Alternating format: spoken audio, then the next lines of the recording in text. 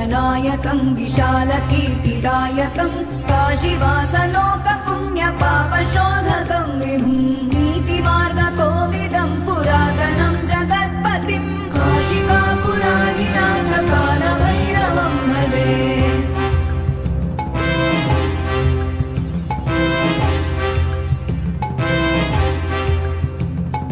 कालभैरवाष्टकं पठन्ति ये मनोहरं